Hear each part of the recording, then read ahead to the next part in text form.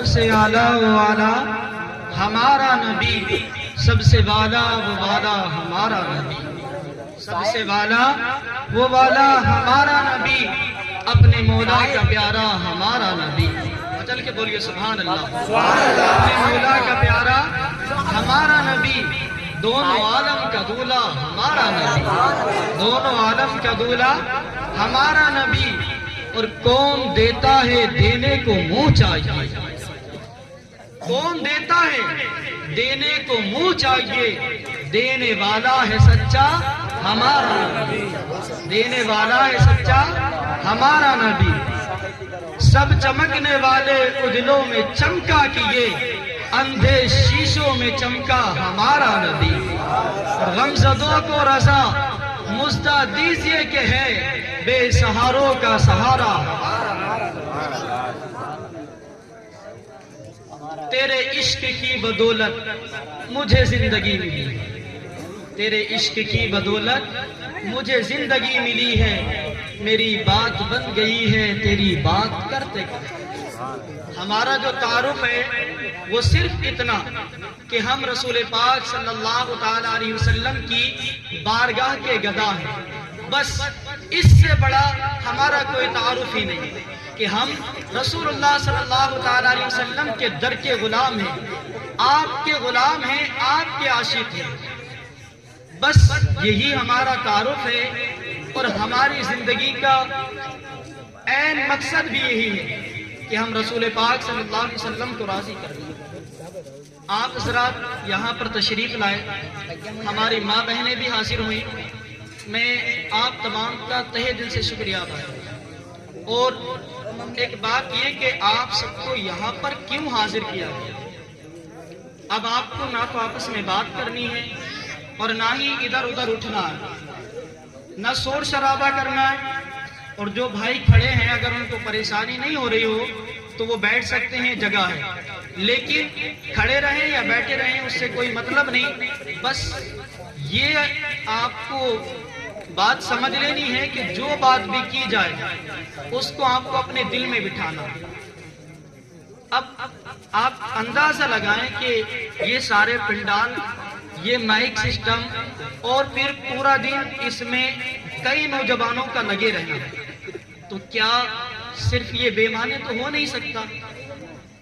اتنا پیسہ خرچ کرنا، پھر دوسری بات اتنے رسک کے ساتھ، اور پھر یہ کہ اس میں خود اپنے ہاتھ سے محنت بھی کرنا، تو ضرور اس کا مقصد تو کچھ ضرور ہوتا ہے۔ اور دوسری بات یہ کہ بھئی رات کے 12 بج رہے ہیں اور ہم سب یہاں بیٹھے ہوئے ہیں، ہم یہاں کیوں بیٹھے ہوئے ہیں؟ اگر بے مقصد اور بے معنی ہے تو پھر ہم اگر گھر میں بیٹھے ہوئے ہوتے اور سو رہے ہوتے تو بہت اچھا ہوتا، سو بھی سکتے تھے، لیکن رات کے اس پہر جاگنا، یہ سارے انتظامات کرنا، اس کا یقیناً کوئی نہ کوئی ضرور مقصد ہے، اس کا کوئی مقصد ضرور ہے۔ اب آپ کو اسی مقصد کو سمجھنے کے لیے یہاں پر حاصل ہونا ہے۔ اور دوسری بات، اللہ تبارک و تعالی ارشاد فرماتا ہے، توجہ ہے آپ حضرات، اگر آپ حضرات صحیح طریقے سے سننے کے لیے تیار ہیں، اور بے شک رسول اللہ صلی اللہ علیہ وسلم کے ہم غلام ہیں، ان کے نام پر جان لٹانے والے ہیں، تو پھر اپنی صفیں درست کریں، صحیح طریقے سے بیٹھیں، اور ایک بار جو ہے نعرہ لگائیں، لبیک یا رسول اللہ، لبیک یا رسول اللہ، لبیک یا رسول اللہ، لبیک یا رسول اللہ، لبیک یا رسول اللہ، لبیک یا رسول اللہ۔ اللہ تبارک و تعالی ارشاد فرماتا ہے بالکل خاموشی کے ساتھ ہر نوجوان سے، اور جن کو سننا نہیں ہے وہ جا بھی سکتے ہیں، جن کو سننا نہیں ہے نا وہ جا بھی سکتے ہیں، کیونکہ دین میں جبر نہیں، اور دین کی بات زبردستی کس کو سنائی بھی نہیں جاتی۔ آپ کتنا ہی کھینچ کر کسی کو لے جائیں، لیکن جب تک اس کے دل میں ایمان نہ ہو اور اللہ کا کرم اس پر نہ ہو اور یہ خود کو بدلنا نہیں چاہتا ہو تو یہ کبھی بھی اس طرف نہیں جا سکتا۔ اب اللہ تبارک و تعالی ارشاد فرماتا ہے، سنیں میرے آقا صلی اللہ علیہ وسلم کے غلاموں اور سیدہ فاطمہ الزہرا رضی اللہ تعالی عنہ کی کنیزوں، اللہ فرماتا ہے یا ایھا الذین آمنوا لا يرفعوا اصواتکم فوق صوت النبی ولا تجہروا له بالقول کجہر بعضکم لبعض ان تحبط اعمالکم وانتم لا تشعرون۔ کیا فرمایا؟ اے ایمان والو، کیا فرمایا؟ اے ایمان والو، آپ کی توجہ ذرا ساتھ بولیں، کیا فرمایا؟ اے ایمان والو، اے ایمان والو، یا ایھا الذین آمنوا لا يرفعوا اصواتکم فوق صوت النبی ولا تجہروا له بالقول کجہر بعضکم لبعض ان تحبط اعمالکم وانتم لا تشعرون۔ اے ایمان والو، جب تم نبی کی بارگاہ میں حاضر ہو، کیا فرمایا کہ اے ایمان والو، جب تم نبی کی بارگاہ میں حاضر ہو تو اپنی آوازوں کو پست رکھو اور اس طرح باتیں نہ کیا کرو جس طرح آپس میں کرتے ہو۔ کیا؟ اس طرح باتیں نہ کیا کرو جس طرح آپس میں کرتے ہو۔ اگر یہاں پر ذرا سی آواز بھی بلند ہوئی تو تمہارے سارے اعمال بیکار کر دیے جائیں گے اور تمہیں اس کا شعور تک نہیں ہوگا۔ اب یہاں سے بارگاہ رسالت کا ادب سمجھ آتا ہے کہ اللہ تبارک و تعالی ارشاد فرما رہا ہے کہ رسول کی بارگاہ میں تم حاضر ہو، میرے نبی کی بارگاہ میں، میرے محبوب کی بارگاہ میں۔ یہاں پر کوئی بے ادبی نہیں، کوئی بری بات نہیں، صرف اتنا تم نے اگر آواز بلند کی تو تمہارے سارے اعمال، تمہاری نمازیں، تمہارا روزہ، تمہاری زکوٰۃ، تمہارا حج، تمہاری ساری نیکیاں بیکار کر دی جائیں گی، تباہ کر دی جائیں گی، ختم کر دی جائیں گی، اور اس سے بڑا عذاب یہ کہ تمہیں اس کا شعور تک نہیں ہوگا۔ بندہ گناہ کرتا ہے تو اسے اس کے گناہ کا شعور رہتا ہے کہ میں نے گناہ کیا، اور اگر رسول اللہ کی بارگاہ میں آواز بھی بلند کی تو اس کا شعور تک ختم ہو جاتا ہے۔ وہ سمجھتا ہے میری نمازیں قبول ہو رہی ہیں، وہ سمجھتا ہے میرا روزہ قبول ہو رہا ہے، وہ سمجھتا ہے میرا حج قبول ہو گیا، وہ سمجھتا ہے میں بڑا نیک پرہیزگار ہوں، لیکن وہ رسول اللہ کی بارگاہ میں آواز بلند کرنے کی وجہ سے، بے ادبی کی وجہ سے اس کے سارے اعمال بیکار کر لیے جاتے ہیں۔ تو آج ہم کس کی محفل میں حاضر ہیں؟ سنیوں کا عقیدہ ہے کہ رسول کائنات، فخر موجودات، شاہ کونین صلی اللہ تعالی علیہ وسلم جہاں پر آپ کا ذکر ہوتا ہے وہاں پر حاضر ہوتے ہیں۔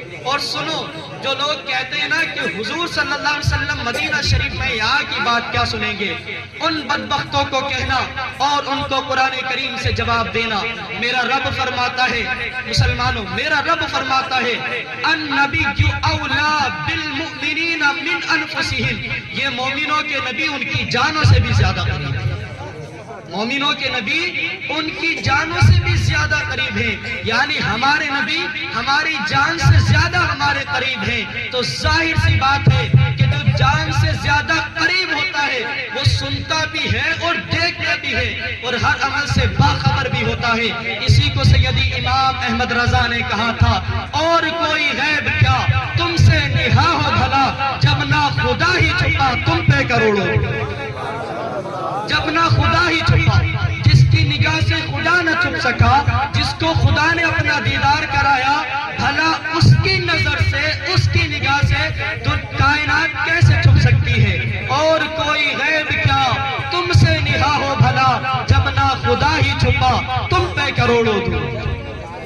تو ہمارا عقیدہ ہے ہمارے نبی ہمارے ہر قول اور فعل سے ہمارے باخبر ہیں۔ دور و نزدیک کے سننے والے وہ کان، کانے لالے کرامت پہ لاکھوں سلام۔ دور و نزدیک کے سننے والے وہ کان، کانے لالے کرامت پہ لاکھوں سلام۔ تو ہمارے نبی سنتے بھی ہیں۔ اب یہ منظر، یہ تصور اپنے دل میں باندھیں، یہ سما ایک باندھیں کہ ہم نبی کی بارگاہ میں حاضر ہیں۔ کیا ہم اپنے نبی کی بارگاہ میں حاضر ہیں اور یہاں ہماری آواز بھی بلند نہیں، یہاں ہماری آواز بھی بلند نہیں ہونی چاہیے؟ تو نہایت ادب و احترام کے ساتھ اس کو سنیں۔ الحمدللہ اس بات سے دل بڑا باغ ہوا اور شاد بھی ہوا اور خوشی اور مسرت بھی ہوئی کہ ہماری قوم جو ہے آج برائی کی طرف بڑی تیزی سے بڑھتی چلی جا رہی ہے۔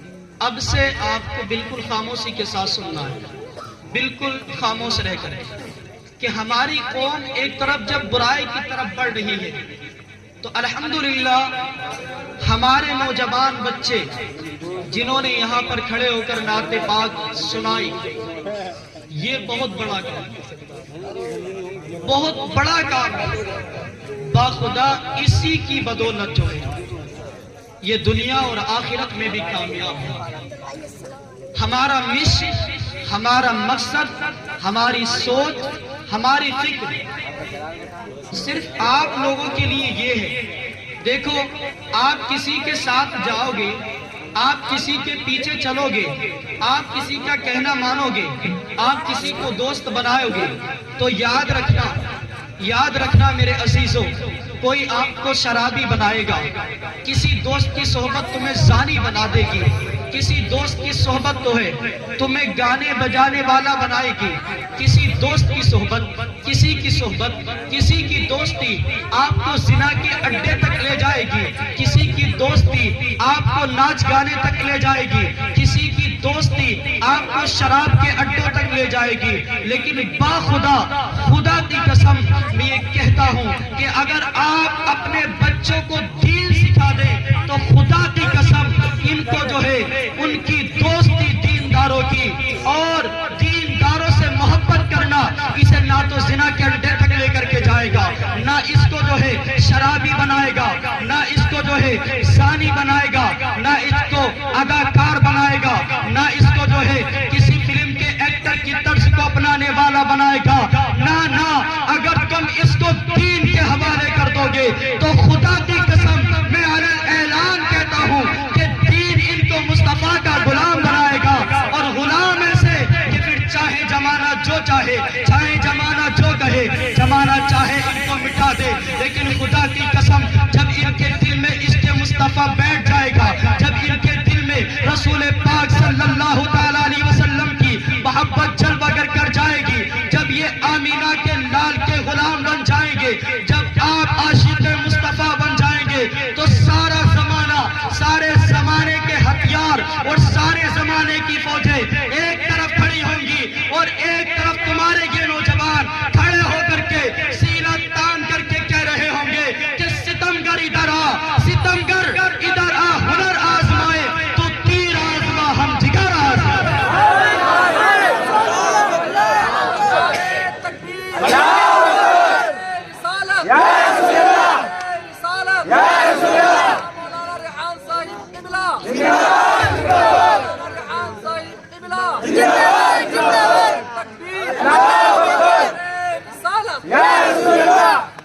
دیکھو میرے عزیزوں، تم سب میرے بھائی ہو اور یہاں پر موجود سب میری بہن ہیں، اور کسی سے کوئی بات کہنا یا کسی کے ساتھ تھوڑی سختی یا نرمی سے پیش آنا، یاد رکھنا ہمارا صرف اور صرف اللہ اور اس کی رسول کی رضا کے لیے اور آپ کی بہتری کے لیے ہے۔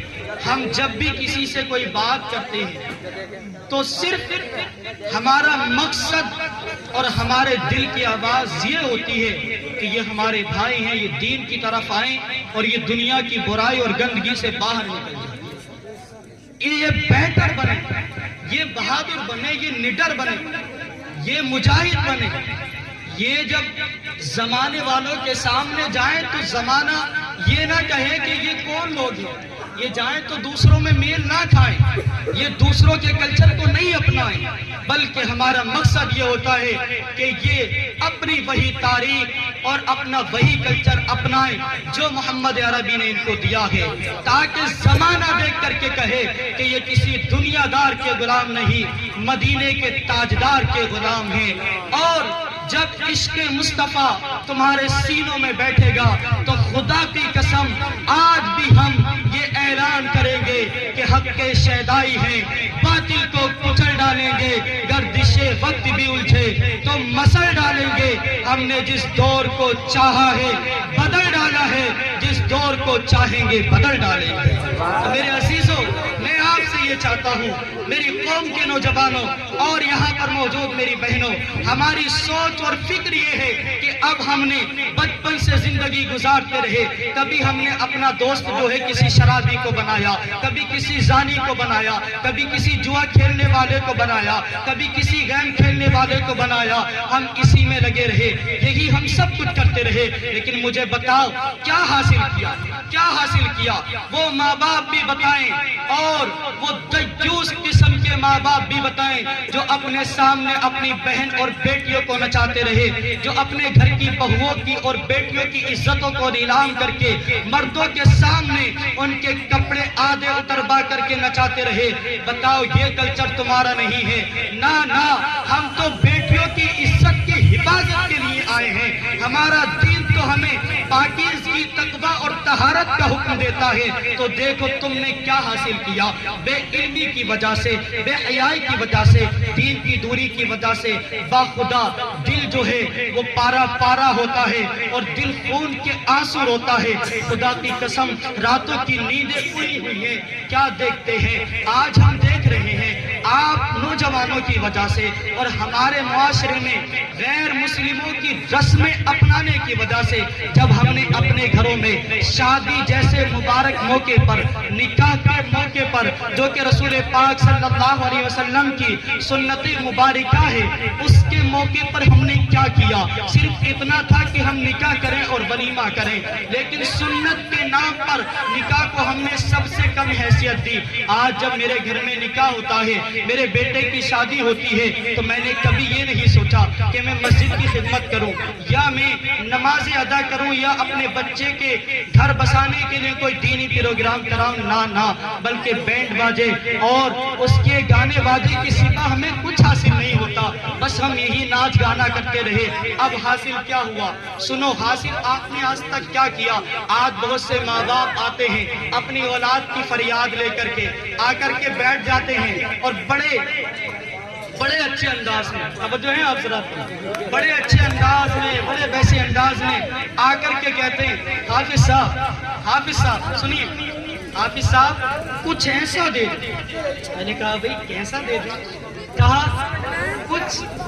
کچھ ایسا دے دو کہ بچہ جو ہے نا بالکل ہمارا فرما بردار بن جائے۔ جیسے ہم چلائیں نا، جیسے ریموٹ وغیرہ سے کچھ چلاتے ہیں نا، کھلونے وغیرہ، یا پھر وہ ٹی وی وغیرہ چلاتے، ہاتھ میں ریموٹ لیتے، وہ ادھر ادھر گھماتے رہتے ہیں، اور بچہ بالکل ایسے ہو جائے جیسے ہم چاہیں۔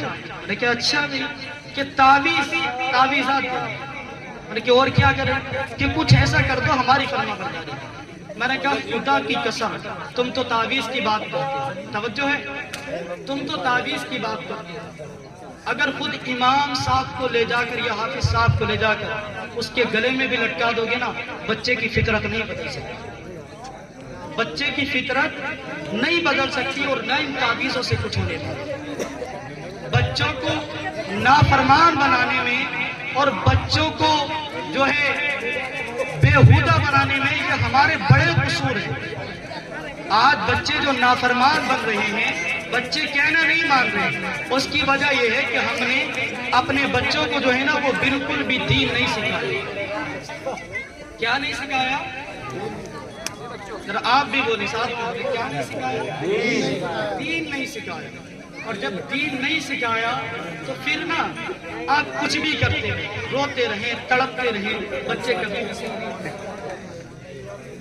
جب بچوں کو آپ نے کچھ بتایا ہی نہیں، دین مصطفیٰ سکھایا ہی نہیں، وہ پھر آپ کے فرما بردار کیوں بنے؟ میں ایک جملہ کہتا ہوں اور یاد رکھنا، تم نا کچھ مت سکھاؤ اپنے بچوں کو، صرف دین سکھا دو، باقی سب کچھ انہیں دین سکھا دو، باقی سب کچھ انہیں دین سکھا دے، دنیا بھی سکھائے گا اور آخرت بھی کامیاب بنائے گا۔ اس لیے اپنے بچوں کو جو ہے نا دنیا بھی بنانے سے بہتر ہے کہ دیندار ان کو بنائے، اور خود بھی اپنی اندر ایک تبدیلی لاؤ۔ اب بہت زندگی تھی، اب کرنا کیا ہے اس زندگی میں؟ یار جن آنکھوں کو رب نے بنایا، آنکھیں بنانے والا کون ہے؟ ذرا زور سے بولیں تو سب لوگ، زبان اللہ نے دی ہے۔ اور دیکھیں ایک بات اور سنیں، یہ نبی پاک صلی اللہ تعالیٰ علیہ وسلم کی حدیث مبارکہ ہے۔ کیا فرمایا کہ ایک رات کے ایک لمحہ، ایک ساعت جو ہے علم دین سیکھنا، کیا علم دین سیکھنا پوری رات نفل نماز پڑھنے سے بہتر ہے۔ ایک شخص نے ایک لمحہ دین سیکھا، علم سیکھا، اور دوسرا شخص، توجہ ہے، دوسرا شخص پوری رات نفل نماز پڑھتا رہا، تو اس کا ایک لمحہ دین سیکھنا اس کے پوری رات نفل پڑھنے سے بہتر۔ اب ہم یہاں کیا سیکھ رہے ہیں؟ دین سیکھ رہے ہیں، تو نفل نماز پڑھنے سے بہتر ہمارا یہاں دین سیکھنا، کیونکہ عبادت تو جب کریں گے جب ہمیں پتا ہوگا۔ اب نماز پڑھ رہے ہیں، بسم اللہ یاد نہیں ہے، الحمدو صحیح سے پڑھنا نہیں آتا، پھر وہ نماز نہیں۔ وہ کسی نے کہا تھا نا کہ جب علم ہی نہیں تو عمل کیا ہوگا، جب علم ہی نہیں تو عمل کیا ہوگا، اور جس بیاباں میں شجر ہی نہیں تو پھل کیا؟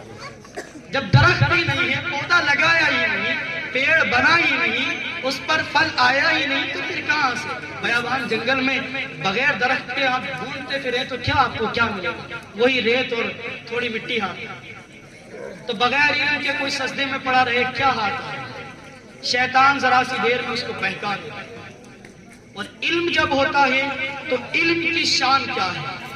لوگ کہتے ہیں کہ ہم رب سے ڈرتے ہیں، لیکن اصل حقیقت یہ ہے کہ وہ سب سے ڈرتے ہیں، رب سے نہیں ڈرتے، سب کی مانتے ہیں۔ وہ کیا کہے گا، وہ کیا کہیں گی، ایسا کیسے ہوگا؟ لیکن کبھی بھی اس قوم کو یہ تصور نہیں آیا کہ رب کیا کہے۔ بتاؤ، کوئی کام کرتا تو نہیں سوچتا، لوگوں کے بارے میں سب سوچتے ہیں، لیکن رب کے بارے میں کوئی نہیں سوچتا۔ لیکن ایک جملہ جو کروڑوں روپے سے بھی قیمتی ہے، یاد رکھیں، دنیا کے لوگوں کی رضا کی خاطر جو ہے نا اپنے رب کو کبھی بھی ناراض نہیں۔ لوگوں کے بدلے دوسرے لوگ تو مل سکتے ہیں، لیکن خدا کے بدلے دوسرا خدا نہیں مل سکتا ہے، نہیں مل سکتا۔ دوست چھوٹ جائیں، دوسرے مل جائیں، لیکن رب نہیں مل سکتا۔ رشتہ دار چھوٹ جائیں اور رشتہ دار بن جائیں، لیکن خدا نہیں مل سکتا۔ دنیا کی ہر شے تو مل سکتی ہے، لیکن خدا دوسرا نہیں مل سکتا، اور وہ خدا ہی روٹ گیا تو پھر بچا گیا۔ اب ذرا سوچ، یہ آنکھیں کس نے عطا کی؟ سب ایک ساتھ بولیں گے، تاکہ ہمیں صرف یہاں بیان کرنے سے مطلب نہیں ہے، اور نہ یہ کہ آپ کو زیادہ رات تک یہاں رکھا جائے، یہاں بیٹھ کر ہم اپنی شان بڑھائیں، نہیں، بلکہ ہمیں دین سیکھنا ہے۔ اور یہ رات بڑی بابرکت رات ہے، تو اسے یوں سونے کے علاوہ یا پھر گلیوں میں گھومنے کے عوض یہ ہے کہ ہم جو کہ نفل نماز پڑھنے سے بہتر ہے دین سیکھنے میں صرف ہیں، دین سیکھنے میں صرف ہیں۔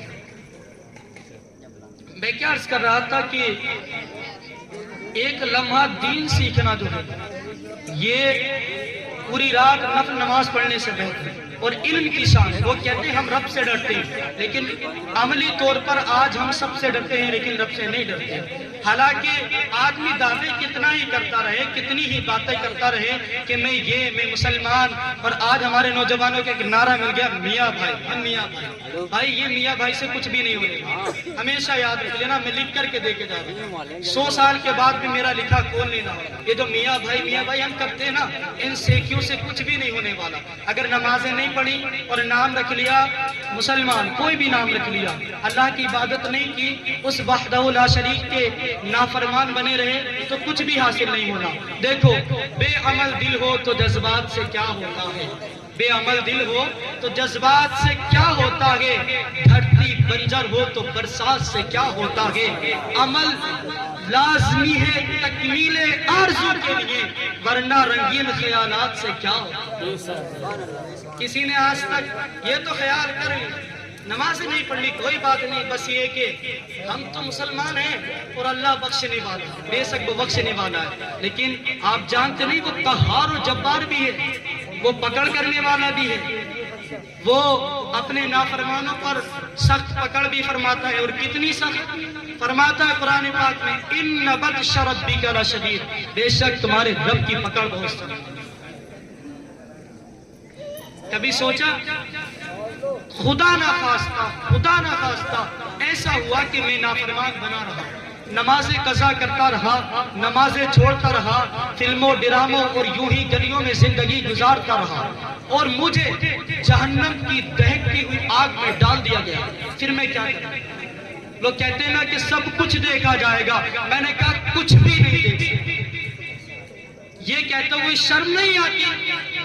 چلو بھر پانی نہیں ہے کہ ڈوب کے مر جائے، انسان کہتا سب دیکھا جائے گا، اور جب تھوڑا سی پریشانی آتی ہے نا، بخار ہی آ جائے تو پھر کچھ نہیں دیکھا جاتا، جلد سے ڈاکٹر کے پاس لے چلے، ڈاکٹر آپریشن کرے، انجیکشن لگائے نشے کا، پھر کچھ بھی نہیں دیکھا جاتا، پھر چاروں ہاتھ پیر پھینکے ہوئے ہوتے ہیں، اور کچھ نہ صحیح جب موت آئے نا، یہی عقل کر کے چلنے والوں، عقل کر کے چلنے والوں، اپنی دولت اور شہرت پر ناز کرنے والوں، اپنے حسن اور جمال پر ناز کرنے والوں، اپنی خوشنما آواز پر ناز کرنے والوں، دولت اور شہرت کے پجاریوں، اور میں ان سیاسی پنڈتوں سے بھی کہنا چاہتا ہوں جو سیاست کی خاطر اور چھوٹی سی دنیا کی خاطر اور چند سکوں کی خاطر اپنے ایمان کا سودا کرتے ہیں، اور میں ان خواتین سے بھی کہنا چاہتا ہوں جو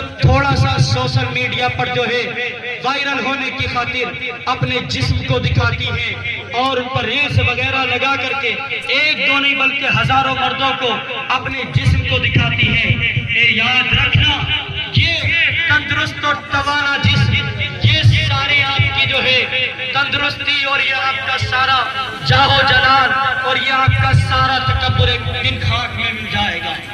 آج اللہ نے طاقت اور قوت دی ہے، آج ہاتھ اٹھ سکتے ہیں، پیروں سے چل سکتے ہیں، آنکھ سے دیکھ سکتے ہیں، مسجد کا رخ نہیں کرتے، اللہ کی عبادت نہ کرتے، اس حسن و جمال اور اللہ کی ان نعمتوں کو پا کر غافل ہونے والوں انسانوں، ذرا بتاؤ میرا رب تو بے نیاز ہے، اسے کسی کی ضرورت نہیں۔ آج سارے عالم کا تم معائنہ کرو، ساری دنیا کے چپے چپے کو چھان ڈالو، دیکھو تمہیں کوئی ایسا بھی نظر آئے گا جو دونوں آنکھوں سے اندھا ہے، لوگ اس کو چل کر کے پکڑ کر کے چلاتے ہیں، راستہ دکھاتے ہیں، وہ اپنی آنکھ سے دیکھ نہیں سکتا۔ دیکھو دنیا کا معائنہ کرو، دیکھو گے کہ کچھ لوگ ہیں جو اپنے ہاتھوں سے جو ہے معذور ہیں، ان کے ہاتھ کٹے ہوئے ہیں اور وہ بغیر ہاتھوں کو اپنی زندگی گزر بسر کر رہے ہیں۔ کچھ ایسے لوگ بھی ہیں جو اپنے پیروں سے چل نہیں سکتے، واللہ اور ایسے لوگ بھی ہیں اپنے ذہین ہونے پر